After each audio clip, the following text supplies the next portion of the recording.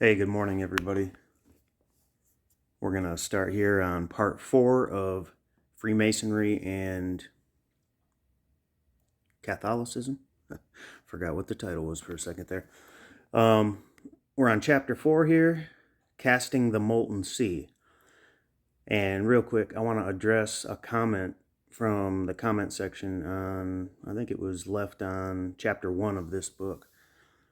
Somebody left a comment saying that this is not an authentic Rosicrucian teaching, and that anybody who mingled with Madame Blavatsky can't be said to possess a legitimate Rosicrucian lineage or something of that matter. But I mean, and I'm interested in hearing the explanation for that. But in my opinion, Max Heindel is one of the most learned Rosicrucians that I've personally ever read. Him and Steiner, Manly P. Hall, and Steiner and Heindel have a lineage through Alois Mailander, who was known to be of genuine Rosicrucian lineage. And Steiner and Heindel come straight from Germany. I think Steiner was from Austria. Mailander was also from there. And Mailander, although there's not a lot of information on Mailander, there's a man, Samuel Robinson, who's done some really good research, and he runs the Pansoffers website. But anyway, he does a lot of good research work on Rosicrucianism, and in particular, he wrote a book on Alois Mailander, who I believe was the initiator of Steiner and possibly Heindel. It's also possible that Heindel was initiated by Steiner. So, depending on what information you're looking at. But I was just interested in what the commenter means and who the commenter feels is a legitimate source of Rosicrucianism. Because the argument was, well, if they mingled with Blavatsky, then it can't be genuine Rosicrucianism. Well, a lot of different people of different backgrounds mingled with the Theosophist movement. So I don't understand where I don't understand where that's coming from. So just because someone mingled with or respected someone's work doesn't mean that they even agreed with all of it. There's clearly differences between the Eastern and Western path, but the information's the same. It's just the conclusions and the uses of that information that are different and get applied to whatever the path is. The commenter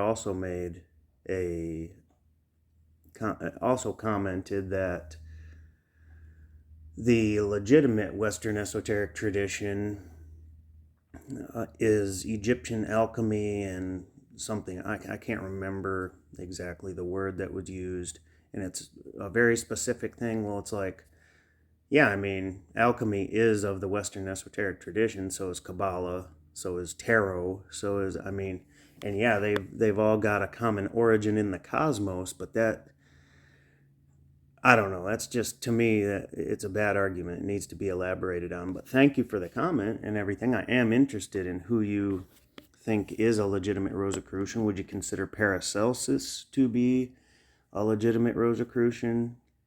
Paul Foster Case, Manly P. Hall, Mathers and McGregor. I'm just interested. Just interested in who the commenter thinks is of legitimate lineage. These books, well, this one in particular is this isn't claiming to be a Rosicrucian teaching. This is a view of Freemasonry and Catholicism by a Rosicrucian. So that's what this material is. But anyway, I'm not going to waste too much more time down that path, but I am interested. Go ahead and leave some comments in if you've got any insight into who you think are legitimate Rosicrucian adepts. Okay, let's get started on this. Casting the molten sea. As the spiritual gifts of the sons of Seth flowered in Solomon, the wisest of men, and enabled him to conceive and design a marvelous temple according to the plan of his creator, Jehovah, so Hiram, the clever craftsman, embodied within himself the consummate skill of a long line of ancestral artificers. He possessed the concentrated quintessence of the material knowledge gained by the sons of Cain, while they wrought from the wilderness of the world a concrete civilization. And in the execution of the wonderful Temple of Solomon, this superlative skill found full fruition. Thus, this glorious edifice was the chef d'oeuvre of both lines, an embodiment of the sublime spirituality of the churchmen, the sons of Seth, combined with the superlative skill of the craftsmen, the sons of Cain. So far, the honors were even, the achievement equal. Solomon was contented. He had carried out the design transmitted to him. He had a place of worship worthy of the Lord he revered, but the soul of Hiram was not satisfied. Armed with the art of ages, he had constructed an incomparable masterpiece in architecture, but the design had not been his own. He had been merely the tool of an unseen architect, Jehovah, working through an intermediary, Solomon. This rankled in his heart, for it was as necessary for him to originate as to breathe. In that ancient age when Cain and Abel first found themselves upon earth, Abel contentedly cared for the flocks created like himself and his parents, Adam and Eve, by Jehovah. But in Cain, semi-divine progeny of the Lucifer spirit Samael, and Eve, the creature of Jehovah, divine incentive to original effort burned. He tilled the field and made two blades of grass grow where one grew before. The creative instinct must have expression. Hiram, being the focus and repository of all the crafts of Cain, was also invested with the spirit of Samael, intensified in commensurate ratio. Therefore, he was consumed by an overpowering urge to add something to the temple that would eclipse the rest of the structure in beauty and importance. Out of the travail of his spirit was born the conception of the molten sea, and this great ideal he proceeded to carry into execution. Though heaven and earth held their breath in awe and at the audacity of this purpose.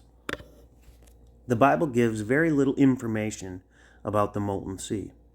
In 2 Chronicles, the 4th chapter, we learn that Hiram made such a vessel, that it was of considerable size, that it stood upon 12 oxen, arranged so that their heads were at the periphery of the circular basin and their hind parts were toward its center.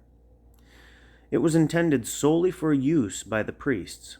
Much is said of a nature to bewilder the reader, but the above salient points prove the signal importance of this instrument, as we shall see when we study and compare the Masonic account with this veiled word of the Bible. The story runs as follows.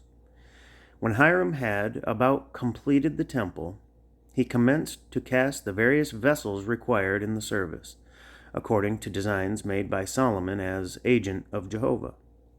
Chief among these was the great laver, intended to hold the bath of purification, through which all priests must pass to enter upon the service of the Lord. This and all the lesser vessels was successfully cast by Hiram, as recorded in the Bible.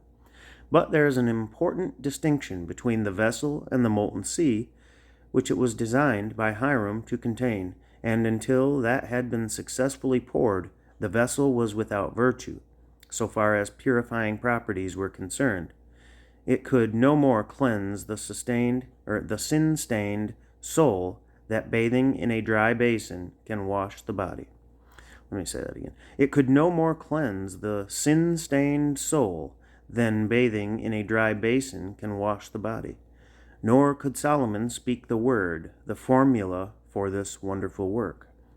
None but Hiram knew, for this was to be his masterpiece. If he succeeded, his art would lift him above the human, and make him divine like the Elohim Jehovah. In the Garden of Eden, his divine progenitor Samael had assured his mother, Eve, that she might become as the Elohim if she ate of the tree of knowledge. For ages his ancestors had wrought in the world. Through the accumulated skill of the sons of Cain, an edifice had been reared, wherein Jehovah hid himself behind the veil, and communed only with his chosen priests, the sons of Seth. The sons of Cain were thrust out of the temple they had built, as their father, Cain, had been driven from the garden he had just tilled.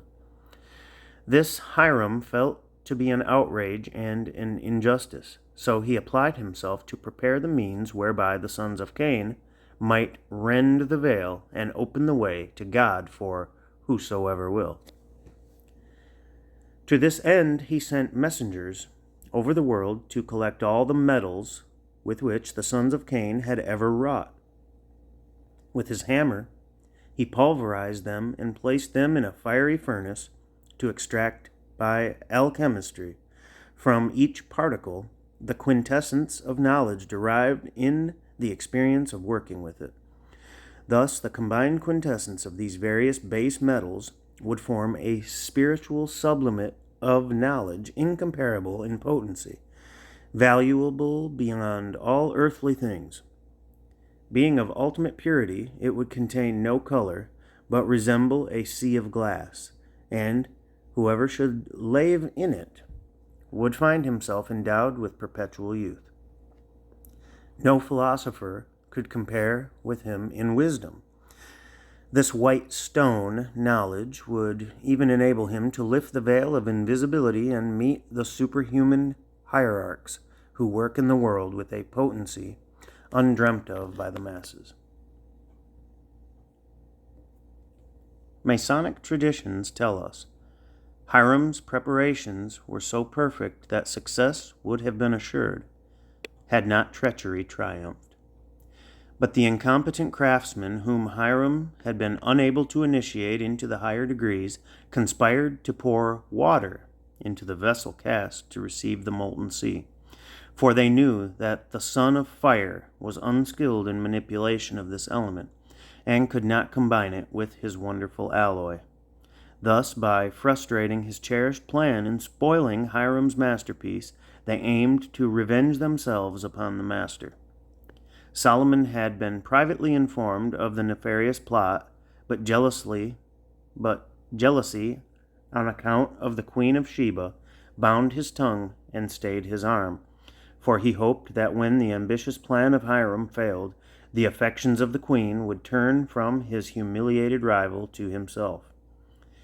He therefore closed ears and eyes to the plot and the plotters, and when Hiram confidently pulled the plugs, the liquid fire rushed out, was met by water, and there was a roar that seemed to shake heaven and earth, while the elements boiled and battled. All but Hiram hid their faces at the awful despair, until from the center of raging fire he heard the call of Tubal-Cain, bidding him to jump into the molten sea. Full of faith in his ancestor, who had gone before him upon the path of fire, Hiram obeyed and plunged fearlessly into the flames. Sinking through the disintegrated bottom of the vessel, he was conducted successfully through 9 arch-like layers of the earth to the center, where he found himself in the presence of Cain, the founder of his family, who gave him instructions relative to blending water and fire, and furnished him a new hammer and a new word, which would produce these results. He looked into the future and uttered a prophecy which has been partly fulfilled. What remains is in process of realization day by day, and as surely as time goes, all will come to pass. You, Hiram, said Cain, are destined to die with hopes unfulfilled, but many sons will be born to the widow and keep your memory green through the ages, and at length one will come who is greater than you. You shall not wake till the Lion of Judah raises you with the powerful grip of his paw. This day you have received your baptism of fire, but he shall baptize you with water and Spirit. You and every son of the widow who will come to him. Greater than Solomon, he will build a new city and a temple wherein the nations may worship. The sons of Cain and the sons of Seth shall there meet in peace at the sea of glass. And as Melchizedek, king of Salem, which means peace, and priest of God, ministered to Abraham, the father of nations, when mankind was yet in its infancy, so shall this new light combine in himself the dual office of king and priest after the order of Melchizedek. Let me just say, when Christ in the book of Revelation says, I am the root and offspring of David and the bright and morning star, what he's saying there is he's balancing the two streams.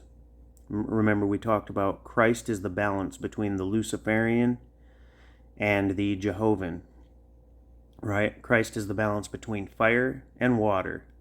The root and offspring of David is of the line of Jehovah, and the bright and morning star is, of course, Lucifer. Christ says, I am both of these, meaning he is the balance between both, a king and a priest, after the order of Melchizedek. Let's continue. He shall judge the nations with the law of love, and to him that overcometh will be given a white stone with a name that will serve as passport to the temple.